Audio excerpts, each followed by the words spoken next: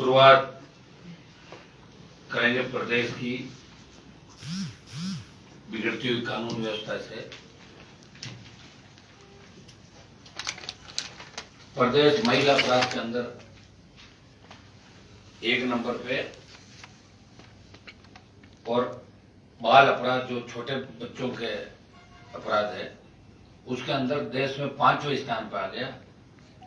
और इसका प्रमुख कारण है वसुंधरा गहलोत का लगातार जो गठबंधन 1998 से लेके 2021 चल रही है, एक दूसरे की किस तरह इन्होंने मदद की, प्रदेश को जातीय झगड़ों के अंदर झोंक दिया।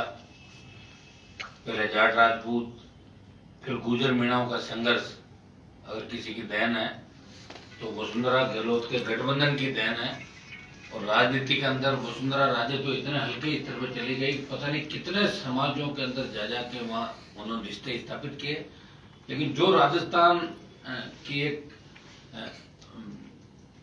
विशिष्ट छाप थी देश के अंदर, शांत प्रदेश था, गैंगवार की घटनाओं से लेके अमन चैन राजस्थान का छीन गया। और अब इसको ठीक करने में जो माथे पर कलंक लगा, इसको ठीक करने में बहुत बड़ा समय लगेगा।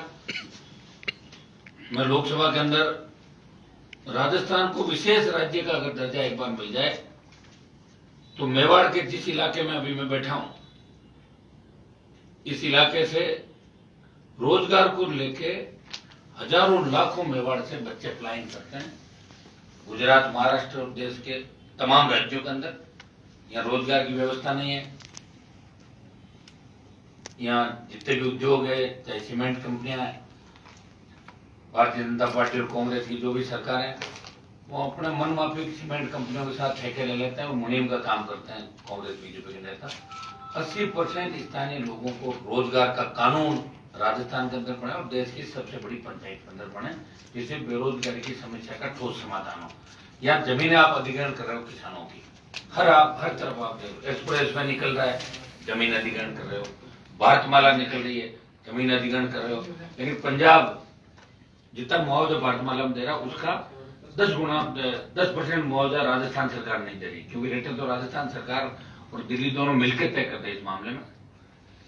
आपकी नई रेलवे ट्रैक आप निकाल रहे हो, किसानों की उपजाऊ जमीनें जा रही है और उनको न तो कोई पुनर्वास की व्यवस्था होती है, न उनको उपजाऊ जमीन के एवज में न उनको कोई नए तरीके से उनकी आर्थिक स्थिति कैसे ठीक हो, कैसे पैकेज मिले, ये व्यवस्था भी ठीक तरीके से नहीं चल रही है। यहाँ तो हालात ये है कि आप कुछ भी कर लो, कोई पूछने वाला नहीं। जोधपुर के अंदर जब अभी वाल्मीकि समाज के बच्चे का एनकाउंटर हुआ तो मेरी कुछ पुलिस अधिकारियों से बात हुई, वो कह रहे साहब यूपी में तो रोज ही होते हैं, तो क्या नई बात हो गई? तो मैंने कहा यूपी नहीं पढ़ने देंगे राजस्थान को। राष्ट्रीय लोकतांत्रिक पार्टी बैठी यहाँ पे, यूपी वाली कल्चर बिल्कुल यहाँ नहीं चलेगी। वहां तो गुंडागर्दी भी होती होगी, चाहे यूपी के अंदर बाहुबली भी विधायक सांसद बनते होंगे। राजस्थान इस संस्कृति का राज्य नहीं है, हम बिल्कुल नहीं होने देंगे। वहां मुझे जाना पड़ा सीएम के इलाके के अंदर, बीजेपी के दर्जनों नेता उस समय जोधपुर में थे, लेकिन एक किसी का बयान तक नहीं आया कि एनकाउंटर गलत हुआ। तो ये मिलाजुली का खेल राजस्थान के अंदर चल रहा है। किसान आत्महत्याएं कर रहा है, किसान आंदोलन जो राजस्थान के अंदर चला, ये एनडीए से जो अलग हुआ इसमें, क्योंकि मुझे लगा कि तीनों कृषि बिल गलत है। प्रधानमंत्री से पहले हमने आग्रह किया था, तो पहला जो शाहजहांपुर बॉर्डर पे हमने जाके जाम लगाया 15-20 हजार लोगों ने, तब उन्होंने कहा भाई 7 दिन आप हमें समय दो। 7 दिन का एक बार समय भी दिया, चूंकि एनडीए के घटक दल के रूप में थे। तो एक बार हमने प्रयास किया कि वैसे सुलझ जाए मामला, और जब तीनों कृषि बिल वापस नहीं लिए तो एनडीए से मैं अलग हुआ। और एनडीए के अंदर अलग होकर हमारी मांग ये थी कोई किसानों के तीनों बिल आप वापस लो। ये जल्दबाजी में लाए हो, अधिकारी लेके आ गए और प्रधानमंत्री जिद करके बैठ गए बिल वापस नहीं लेंगे। लेकिन उनको याद रखना चाहिए कि उत्तर प्रदेश, हरियाणा, दिल्ली, राजस्थान के और ये पंजाब के जो इलाके जहाँ एनडीए और भाजपा को 120 से ज्यादा सीटें देकर प्रधानमंत्री को शीर्ष पर बिठाया, ये वो राज्य हैं जो देश की हवा बनाते, चाहे जनता दल बनी, चाहे जनता पार्टी बनी, यही वो राज्य थे 5-7 राज्य जो पूरे देश की हवा बनाते थे किसी न किसी तरीके से। तो ये किसानों के साथ दिल्ली का रवैया भी ठीक नहीं है।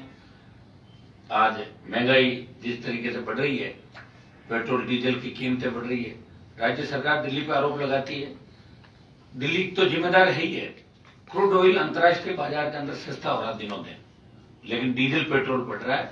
सरकार स्टेट पे डाल देते, स्टेट दिल्ली की बात करता है, हरियाणा, पंजाब और दिल्ली में 10 से 11 रुपए डीजल सस्ता है। स्टेट गवर्नमेंट भी अपनी तरफ से कोई राहत नहीं दे रही हो, दिल्ली पे डाल देती है। कोरोना काल के अंदर आपने देखा होगा किस तरह के हालात बने। तो लोकसभा के अंदर आरोप प्रत्यारोप भी हम लगाते हैं, दिल्ली वाले कह रहे हमने व्यवस्थाएं ठीक है, मतलब लाखों आदमी चले गए अपने बीच से। सबसे ज्यादा भयंकर जो हालात बने वो इंडिया पहली लहर निकलने के बाद ये अपने आप को ये चल रहे थे, हमने ये कर दिया वो कर दिया, लेकिन सेकंड लेयर के अंदर जो नुकसान हुआ, कितने जवान हमने देश के अंदर खो दिए। हर वर्ग के, आपके पत्रकार भी गए, नेता भी चले गए, एक्टर भी गए, डॉक्टर भी गए, कोरोना वॉरियर्स भी चले गए। समय पे वैक्सीनेशन नहीं हुआ। अगर समय पे वैक्सीनेशन होता तो लाखों लोगों की जान बचाई जा सकती थी। ऑक्सीजन के अभाव में, रेमडेसिविर के अभाव के अंदर, आईसीयू वेंटिलेटर के अभाव के अंदर राजस्थान सरकार फेल रही, दिल्ली की सरकार भी फेल रही, दोनों सरकारें फेल रही। आम आदमी को मरने के लिए छोड़ दिया, तड़प तड़प के आम आदमी मरा। हमने मरते हुए आम आदमियों को देखा। ये कौन सी व्यवस्था है? इस व्यवस्था के बदलाव के लिए राष्ट्रीय लोकतांत्रिक पार्टी राजस्थान के अंदर संघर्ष कर रही है। और हमारे प्रमुख मुद्दे हैं किसान का संपूर्ण कर्जा, जिसमें आपका केसीसी लघु सीमांत 30 से 40 बीघा तक का है, केसीसी तक का कर्ज माफ हो। 1 लाख करोड़ का कर्जा राजस्थान के किसानों पे, वो तमाम कर्ज माफ हो। राहुल गांधी भी घोषणा कर गए, वसुंधरा भी कर गई, मोदी भी कर गए, कर्जा माफ नहीं हो। किसी का 34 रुपए और किसी का 60 रुपए का कर्जा माफ हुआ। ये हालात है, कागजों में कर्जे माफ हो रहे हैं। ये बजट ज्यादातर कागजों में आता है, ये बजट किया, वो पहुंचा, खर्च नहीं हुआ। दिल्ली का पैसा स्टेट खर्च नहीं कर पाता, स्टेट का जिला खर्च नहीं कर पाता। तो कहीं कहीं जिम्मेदारियां तय होनी चाहिए। कर्ज माफी राष्ट्रीय लोकतांत्रिक पार्टी का पहला मुद्दा कि कर्ज मुक्त किसान। और ये हम ऐसे ही नहीं कह रहे हैं, हवा में बात नहीं कर रहे हैं। 3 लाख करोड़ का कर्जा पिछले 17 साल के अंदर धन्ना सेठों का कांग्रेस और बीजेपी ने दिल्ली के अंदर माफ किया, केंद्र सरकार ने 3 लाख करोड़ का। तो हम ये कह रहे हैं भाई तुम 1 लाख करोड़ का कर्जा हमारा माफ करो और 30,000 करोड़ रुपए दारू से रेवेन्यू राजस्थान सरकार को मिलता। 30,000 करोड़ का रेवेन्यू शराब से मिलता। 3 साल का शराब का रेवेन्यू आप कर दो तो भी किसान कर्ज मुक्त हो सकता है। दूसरा हम ये कह रहे हैं कि मुफ्त बिजली दो। विंड एनर्जी और सोलर एनर्जी के बाद हम बिजली उत्पादन के अंदर 2-3 साल में 1 नंबर पर आ जाएंगे देश के अंदर। 3-4 ऐसे राज्य भी हैं जो फ्री बिजली किसानों को देते हैं और 10,000 करोड़ का रेवेन्यू अतिरिक्त अपने को देना पड़ेगा। कर्ज मुक्त किसान, फ्री बिजली और घरेलू उपभोक्ताओं को आधी दर पर बिजली दो। हम बिजली निर्यात करेंगे, पैसा हमें मिलेगा उससे। थर्ड हमारी डिमांड है टोल मुक्त राजस्थान। ये मैं एनडीए के अंदर था तभी मैंने लोकसभा में मामला उठाया कि टोल मुक्त भारत होना चाहिए। किस बात का टोल लेते हो आप बताओ? पेट्रोल डीजल 125 पार, गाड़ी का रजिस्ट्रेशन कराओगे तो आपसे 10%, 8%, 1.5 लाख, 2 लाख, 3 लाख रुपए तक गाड़ी के रजिस्ट्रेशन का लगता है। ट्रक का ज्यादा लगता है। वो इस बात का पैसा है कि आपकी गाड़ी को अच्छी रोड और अच्छी व्यवस्था देंगे। टोल मुक्त राजस्थान की बात, हम चूंकि राजस्थान के अंदर टोल मुक्त राजस्थान की बात कर रहे हैं। एक मजबूत लोकायुक्त बने, क्योंकि लोकायुक्त की जो रिपोर्टें थी मैंने उनका अध्ययन किया, उसके अंदर 1 दर्जन लोकायुक्त ने रिपोर्टों में ये कहा है कि प्रदेश के मुखियाओं के खिलाफ एफआईआर दर्ज होनी थी। तो प्रदेश के मुखिया कौन हुए? चीफ मिनिस्टर प्रदेश का मुखिया हुआ। तो बीजेपी और कांग्रेस दोनों का तो 23 साल से तो 22-23 साल से गहलोत वसुंधरा है, अभी अपने खिलाफ एफआईआर दर्ज छोड़ करेंगे खुद के खिलाफ। ये लोकायुक्त की रिपोर्ट आप देख लेना, मैं भेज दूंगा आपके पास कॉपी। विधानसभा के अंदर इस मामले को मैंने उठाया था। दुर्भाग्य इस बात का कि मजबूत लोकायुक्त जब तक नहीं होगा तब तक भ्रष्टाचार पे शिकंजा नहीं कसेगा। आजकल अधिकारी नेता ये सब क्या करते हैं भाई? नेताओं को आप हाथ डालती नहीं एसीबी, अधिकारियों पर डालती है तो अधिकारी बहाल हो जाते हैं। 6 महीने अगर जेल में भी रहा तो एक आप पॉलिसी ये बनाओ कि जो जेल चला गया अधिकारी, चाहे कलेक्टर, एसपी, डीवाईएसपी, एसडीएम या कोई भी जेल चला गया, जब तक उसको बहाल मत करो, जब तक उसको फील्ड पोस्टिंग मत दो, जब तक उसके केस का निस्तारण नहीं हो, उसका दाग तो धुलाई नहीं। और आप भ्रष्टाचारी को एसपी भेज रहे हो, आईजी भेज रहे हो, प्रमोशन कर रहे हो। आज मैं एक अखबार के अंदर पढ़ रहा था कि किस तरह रेप के जिस पे आरोप है उसको शायद डीवाईएसपी बना दिया। आज एक जगह छपा था किसी लड़के का कि रेप का आरोपी है और 2 जांच में सही पाया गया, फिर भी उसको डीवाईएसपी परेड दीक्षांत परेड में शामिल है। तो ये किस और जा रहा मामला? इसके लिए कौन बचाएगा मुझे बताओ? लोकतंत्र का चौथा स्तंभ मीडिया है। हमारे जैसे नए लोग हैं जो लड़ाई लड़ रहे हैं, कोशिश कर रहे हैं, कांग्रेस बीजेपी के लोग तो ये भी कहते हैं तीसरा मोर्चा कभी बना ही नहीं बन सकता, चैलेंज है हमारे लिए। जिस तरह नई चीज कोई आती है तो उसको एक चैलेंज होता है नई चीज के स्थापित होने में। तो राष्ट्रीय लोकतांत्रिक पार्टी इस राजस्थान में व्यवस्था परिवर्तन की लड़ाई लड़ रही है, और व्यवस्था परिवर्तन की लड़ाई में समय जरूर लगेगा, लेकिन राजस्थान का जवान अब उसने ठान लिया है कि हमें बदलाव करना। राजस्थान के अंदर हर भर्ती, आरपीएससी का चेयरमैन जब हुआ करता था बीजेपी राज में, वो मामला आपके अखबारों के अंदर आया, उसके बाद विधानसभा में उठाया था, उसको जेल में भी डाला आरपीएससी के चेयरमैन को, जो अपने बेटे के अंक बढ़ा रहा था। आरपीएससी के मेंबर्स पर भ्रष्टाचार का आरोप लगे। पिछले 15 साल के अंदर आरपीएससी के कितने चेयरमैन थे जिन्होंने अपने रिश्तेदारों को आरएस आरपीएस बनाकर पेपर उनको दे दिए? तो इनकी जांचें कौन करेगा? स्टेट गवर्नमेंट तो जांच कराएगी नहीं। अब जैसे रीट के अंदर कितनी गिरफ्तारियां हो गई, आपका पटवारी का पेपर आउट हो गया, जेएन का पेपर आउट हो गया, एसआई का पेपर आउट हो गया, एडीसी का आउट हो गया, आरपीएससी का आउट हुए और कर्मचारी चयन आयोग का आउट हुए, और सरकार के मंत्री और अधिकारी ये जवाब देते हैं कि सीबीआई का दुरुपयोग हो सकता है, इसलिए दिल्ली को जांच देगा नहीं और हम आराम से लूटमार करेंगे और ये करेंगे। तो इसमें मेरा हाईकोर्ट से भी निवेदन करता हूं मैं कि हाईकोर्ट स्वतः संज्ञान लेके ऐसे मामलों को सीबीआई को ट्रांसफर कर सकता है। ये राजस्थान उच्च न्यायालय से हमारा निवेदन है कि ऐसे मामलों में राजस्थान उच्च न्यायालय को भी, जब मीडिया इसको छाप रहा है, बड़े आंदोलन सड़कों पर हो रहे हैं, उसके बाद स्टेट गवर्नमेंट भेज देंगे तो एक रास्ता बचता कोर्ट। तो कोर्ट को ऐसे मामले में संज्ञान लेके ये मामला हाईकोर्ट को ट्रांसफर करने चाहिए, क्योंकि ये बड़े जितनी भी भर्तियां इस कांग्रेस राज के अंदर हुई, चाहे बीजेपी राज के अंदर वसुंधरा के समय पीएमटी को रद्द किया था, आरपीसी का चेयरमैन पकड़ा गया था, बहुत सारी मैंने आपको कहा कुल मिला के मिलाजुली का खेल राजस्थान के अंदर है। एक किस्सा आपको बताना चाहूंगा, शांति धारीवाल और जीएस संधू का, जिस मामले में जीएस संधू जेल के अंदर रह के आए, उनको बताओ कितना बढ़िया उस पद से नवाजा गया, मुकदमा विड्रॉ कर लिया उनका, और धारीवाल जी के लिए लोकसभा में कटारिया जी ने कहा था कि मैं शांति धारीवाल को गिरफ्तार कराऊंगा। मेरा सवाल था, उनको गुलाब जी बोले कि धारीवाल भी जेल जाएगा इस मामले में, और उनको मुझे भी निकाल दिया। ये इससे बड़ा मिलाजुली का खेल क्या हो सकता है राजस्थान? ये एक उदाहरण मैंने दिया। यही आपस के अंदर इस तरह की सांठगांठ इनके चली। गहलोत सिर्फ सरकार बचाने में लगे हुए, बेटे को कैसे स्थापित करें, धृतराष्ट्र हो गए। वसुंधरा भी अपने बेटे को लेकर चिंतित है, कैसे उसको मंत्रिमंडल में स्थान दिलाएं दिल्ली के अंदर, क्योंकि अगली बार तो सीट भी उनकी झालावाड़ के अंदर पार पड़ेगी नहीं, इसको लेकर भी चिंतित है। बीजेपी, फिर आप पूछना, बीजेपी बिना दूल्हे की बारात है। अब इनके पास कोई दूल्हा नहीं, 13-14 लोग दूल्हे बने हुए, और कांग्रेस के अंदर जो लोग हैं सिर्फ अपनी सरकार बचाने में, और सचिन पायलट सीएम बनना चाहते हैं, और उनका कोई मकसद नहीं है कि एक बार सीएम बन जाऊं राजस्थान का। इसीलिए तो जिस गहलोत को हटाने चले थे उसी के हेलीकॉप्टर में घूम रहे, और जब गाड़ी में जगह नहीं थी तो ड्राइवर सीट में बैठ गए। आत्मसम्मान कहाँ है? आत्मसम्मान अगर होता तो वहां से पैदल चल के नाराज हो गए चले जाते। आत्मसम्मान तो राजस्थान में मुझे लग रहा मेरा ही है कि मैं छोड़ के बैठा हूँ, खुद की पार्टी भी बनाई, लड़ाई भी लड़ रहा हूँ, पंचायत चुनाव भी लड़ाए, नगर पालिका चुनाव लड़ाए, उदयपुर में भी आया, गांव गांव पहाड़ों पे घुमा। पहाड़ों के अंदर मैंने ऐसी स्थिति देखी कि एक अंबातलाई गांव के अंदर गया मैं विधानसभा चुनाव में, तो मैंने कहा बच्चों को पढ़ने के लिए क्यों नहीं भेज रहे हो? बोले साहब स्कूल 4 किलोमीटर है और छोटे बच्चे जाएंगे जंगली जानवर उठा के ले जाएगा। किन परिस्थितियों में है राजस्थान? कौन बचाएगा इस देश और प्रदेश को? बताओ मुझे। अब कोई लोक देवता का अवतार लेंगे नहीं राजस्थान के अंदर।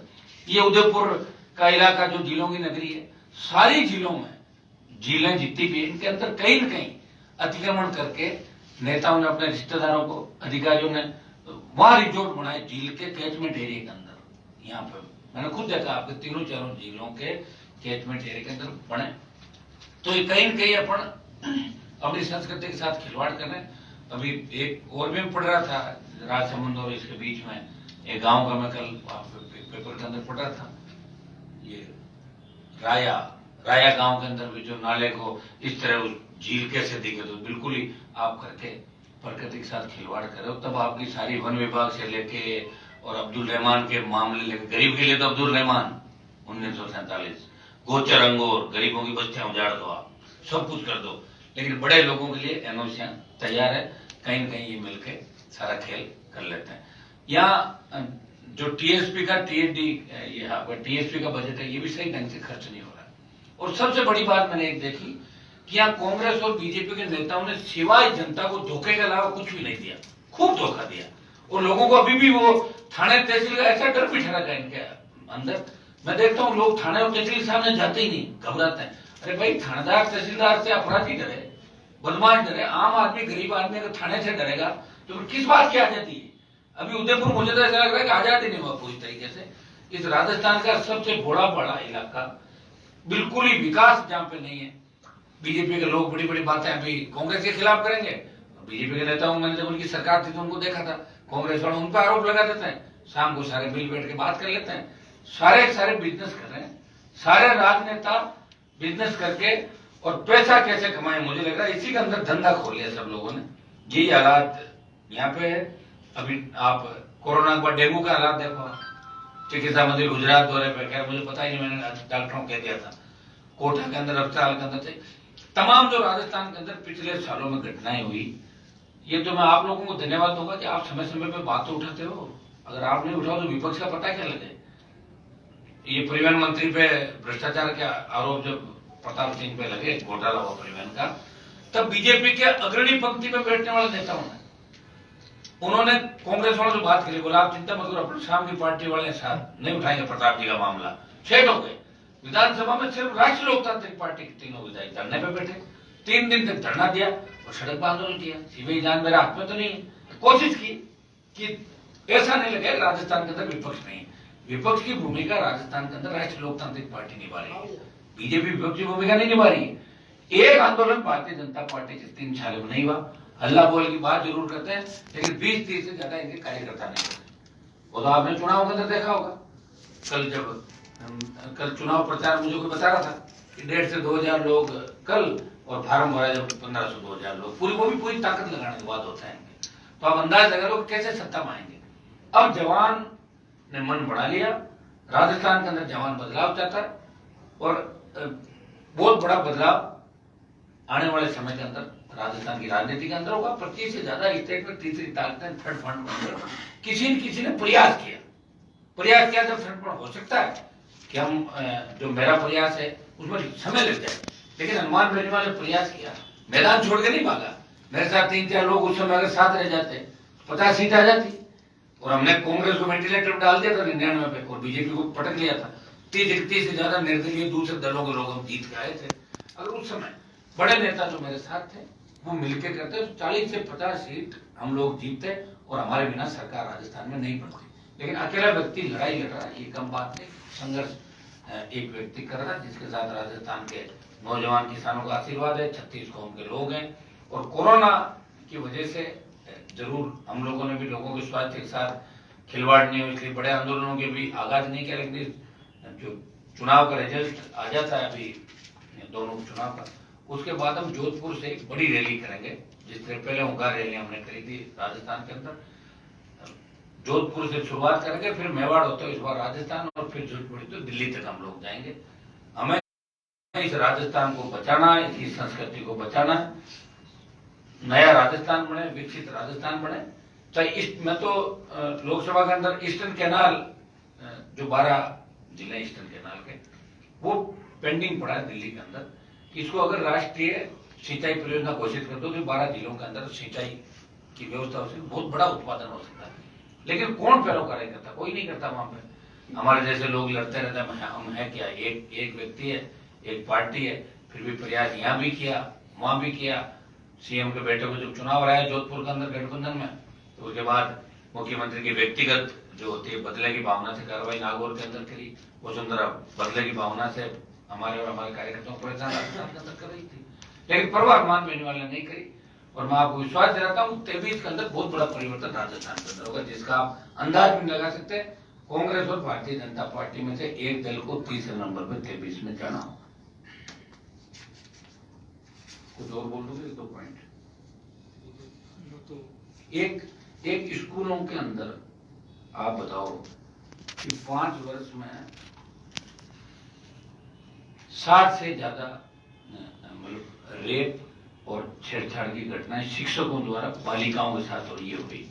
और सेंट जेवियर स्कूल तो राजस्थान की सबसे अच्छी स्कूल मानी जाती है। इसमें 2 घटनाएं हो गई 1.5 महीने के अंदर, तो सेंट जेवियर स्कूल के अंदर। तो सरकार को ऐसे मामलों में जांच करा के, और अगर स्कूल में बदमाशी करते इनका रद्द करो मान्यता इनकी। कोई जरूरी है कि सेंट जेवियर दूसरी कोई आ जाएगी? भाई क्यों दब रहे हो आप लोग?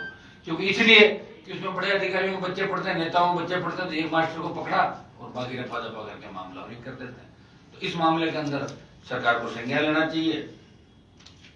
बाकी कल हमारे राष्ट्रीय लोकतांत्रिक पार्टी का स्थापना दिवस है, तीसरा 29 तारीख को। तो वैसे तो हम सब यहाँ चुनाव के अंदर आए हुए थे, बल्लभनगर सारे पदाधिकारी भी थे, 3 विधायक थे। तो कल का स्थापना दिवस का लेके कोई बड़ी रणनीति हमने अभी तय नहीं करी, और रात को हम तय करेंगे कल का स्थापना दिवस किस तरीके से सादगीपूर्ण रूप से कल का तीसरा स्थापना दिवस पार्टी मनाने जा रही है।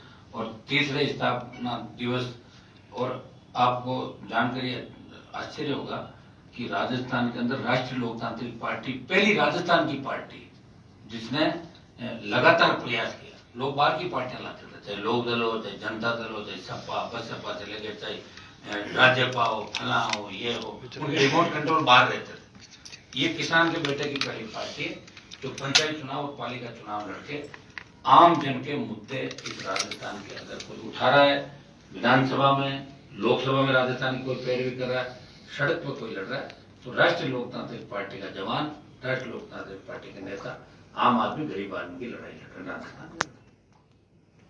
उपचुनाव को लेकर क्या स्थिति लग रही है बल्लभनगर में? बल्लभनगर चुनाव राष्ट्रीय लोकतांत्रिक पार्टी निश्चित रूप से जीतेगी। कंटेस्ट दूसरे नंबर के लिए कांग्रेस पार्टी और अन्य दलों के बीच रहेगा। बड़ी जीत होगी बल्लभनगर के अंदर। यहाँ के किसान, यहाँ के जवान और 36 कौम के लोगों ने मन बना लिया कि बल्लभनगर के अंदर महलों से राजनीति बाहर निकल के किसान के बेटे की झोंपड़ी के अंदर आनी चाहिए। ये बल्लभनगर की जनता चाहती है। तो कोई विकास नहीं हुआ बल्लभनगर में। अफीम के जो पट्टे हैं, एक बात मैं आपको ये भी कहना चाहूंगा कि मालवा का जो हमारा इलाका है, नीमच से लेके कोटा से लेके उदयपुर चित्तौड़गढ़, सबसे अच्छी अफीम हिंदुस्तान के अंदर इसी इलाके के अंदर होती है। और अफीम से ही सारी दवाएं करीब करीब बनती है। लेकिन अफीम के काश्तकार परेशान है, आत्महत्याएं करें। अफीम नीति में बदलाव की आवश्यकता है। आपने तो उनको पूरी जो जिस हिसाब से आप देते हो लाइसेंस, उसके अंदर जरा सा भी छोटा मोटा हो जाए, प्रकृति होती है, तो उसमें आप उनको उनके खिलाफ मुकदमा भी दर्ज कर लेते हो। किसानों से अफीम सही भाव पे भी नहीं खरीदी जाती। और तीसरा, जो पट्टे निरस्त किए जगह जगह, उनको पट्टे वापस दिलाए जाए। 3-4 प्रमुख मामले रहेंगे जो नवंबर में लोकसभा जब चलेगी, तो ये यहाँ के इलाके के अफीम किसानों के जो मामले हैं ये भी मैं उठाऊंगा। मक्का को लेकर भी लोग बहुत परेशान है, उनका समर्थन मूल्य और साथ साथ सरकारी खरीद ज्यादा हो लोगों के यहाँ मक्का उत्पादन क्षेत्र, तो ये मामला भी यहाँ संज्ञान के अंदर आया। आप भी उसी बीजेपी के समर्थन से सांसद बने जिसको आज वो तो सब ऐसा है, कोस नहीं रहा हूँ। मैंने तो बीजेपी के अंदर आंतरिक लोकतंत्र की बात करी थी। वसुंधरा को चैलेंज, चुनौती कई नेताओं ने दी होगी, लेकिन वापिस उसके पैरों पड़ गए जाके। हनुमान बेनीवाल है जिसने वसुंधरा को भगाया यहाँ से, खुद की पार्टी बनाई। और जब मैंने गठबंधन किया तो आपको इस बात का ध्यान नहीं कि ये शर्त थी कि मैं गठबंधन पार्टी कार्यालय में बैठूंगा तो वसुंधरा नहीं बैठनी चाहिए पास में। तो जैसे अभी कुर्सियां साइड से 2 थी ना, जब कोई नहीं था, वैसे वसुंधरा को उसके घर पे बिठाया था। अकेले में जाके गठबंधन किया और मेरे मान सम्मान के साथ किया। और जब मुझे लगा, मुझे बीजेपी ने 2-2.5 लाख वोट दिए थे, 30 लाख से ज्यादा वोट मैंने बीजेपी को राजस्थान में और 15 से 20 लाख वोट देश के अन्य राज्यों में दिलाई। भाजपा को मैंने ज्यादा वोट दिलाए, मेरा उदार है वोट उनके ऊपर, जो 2-2.5 लाख वोट लिए थे इनके। और मेरे फादर तो 77 में एमएलए बन गए थे, बीजेपी का सिर्फ स्थापना हुई थी। राजनीतिक परिवार से, बीजेपी की वजह से मैं नेता नहीं हूँ, मेरी वजह से बीजेपी को ज्यादा फायदा हुआ राजस्थान के अंदर। और वो मैंने लोकसभा के अंदर भी कहा था कि मैं चुनौती देता हूँ, आप तो 10, 5, 15 की छोड़ो, एक जना इस्तीफा आप दे दो, एक मैं देता हूँ। अगर मैं हार जाता हूँ, मैं राजनीति छोड़ दूंगा, आप हार जाओ तो फिर तीनों कृषि बिल वापस ले लेना। तो लोकसभा के अंदर चुनौती दी थी, तो रिकॉर्डेड बात है सर। इंटरनल की बात करें तो